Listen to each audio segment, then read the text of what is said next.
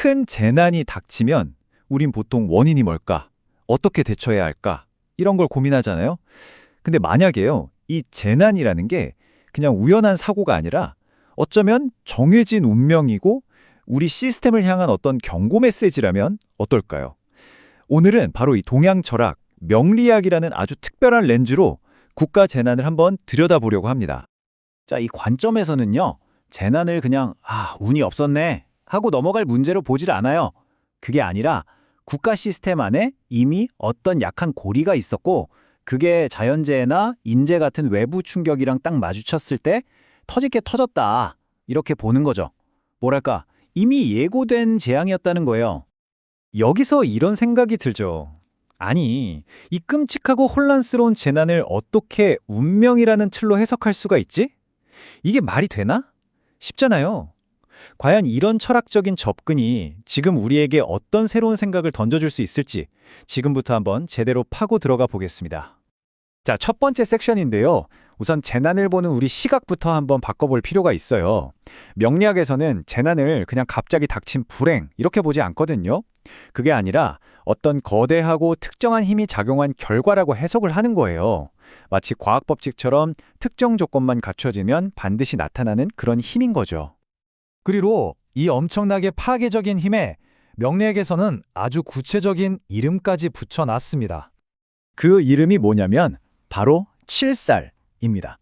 197 죽일 살. 말 그대로 한 개인이 어떻게 해볼 수 없는 국가 전체를 그냥 뒤흔들어 버리는 거대한 폭력의 에너지. 이걸 상징하는 개념이죠. 이 칠살이라는 게 한번 움직이기 시작하면요, 그냥 딱 한 가지 모습으로 오는 게 아니에요. 갑자기 생명을 위협하고 그 앞에서 개인은 완전히 무력해지고요. 평생 모은 재산이나 사회 기반 시설이 정말 눈 깜짝할 사이에 사라져버리죠. 이런 여러 가지 모습이 한꺼번에 터져 나오면서 엄청난 혼란을 불러일으키는 겁니다. 여기서 한 걸음 더 들어가 보면요, 명리학은 이걸 우주 만물을 이루는 기본 요소, 바로 오행의 균형이 깨져서 그렇다고 봐요. 예를 들어 볼까요? 물의 기운, 그러니까 수 기운이 너무 강해지면 감당 안 되는 홍수가 나는 거고요. 불의 기운, 화 기운이 막 넘쳐나면 모든 걸 태워버리는 큰 불로 나타나는 시기예요. 한마디로 자연의 질서 자체가 무너져 버리는 거죠. 그런데 말이죠, 이 철학이 그냥 이거 다 자연 탓이야 하고 끝나지 않아요. 정말 중요한 포인트가 뭐냐면 이런 외부의 파괴적인 힘이 진짜 재앙이 되는 건 우리 사회 시스템 내부가 이미 약해져 있을 때뿐이라는 거예요. 다시 말해서 우리 시스템의 구멍이 재난을 불러들인다는 거죠. 그렇다면 도대체 우리 내부 시스템은 왜, 어떻게 무너지는 걸까요? 자, 이제 그 실패의 가장 핵심적인 원인을 한번 파헤쳐 보겠습니다. 명리학에서 국가의 역할을 관성이라고 하는데요. 이게 뭐냐면 국민들을 외부 위험으로부터 지켜주는 아주 튼튼한 방패 같은 거예요. 그런데 재난은 바로 그 믿었던 방패가 깨져버리고 아무런 역할을 못하게 됐을 때 얼마나 끔찍한 결과가 생기는지를 우리 눈앞에 그대로 보여주는 거죠.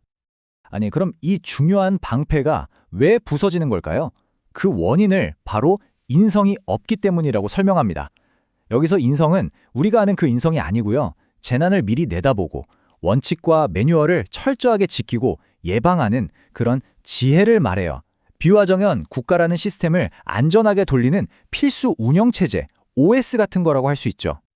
이 시스템 실패의 본질을 딱 4글자로 보여주는 말이 있습니다. 바로 탐재괴인. 무슨 뜻이냐면 재물을 탐하다가 지혜를 망가뜨린다는 거예요.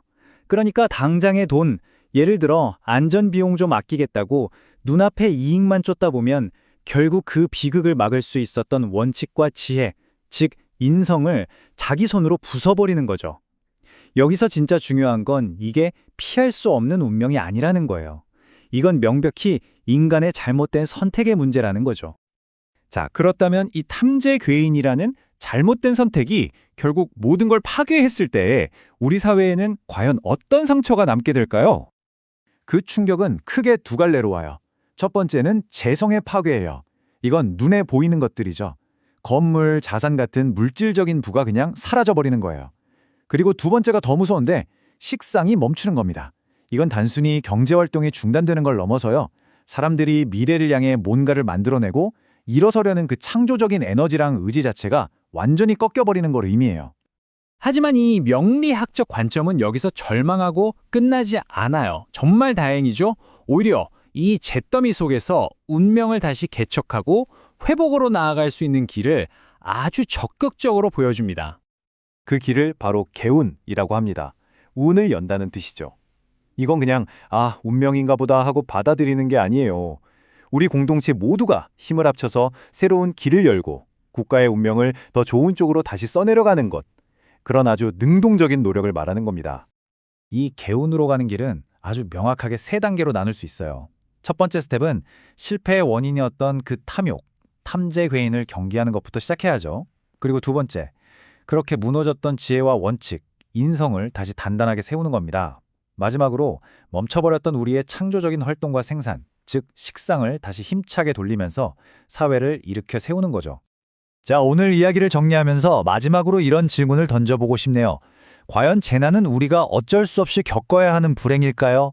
아니면 이대로 가다간 정말 큰일 난다. 제발 가던 길을 멈추고 방향을 바꾸라는 우리 시스템이 보내는 가장 강력하고 또 가장 아픈 경고는 아닐까요?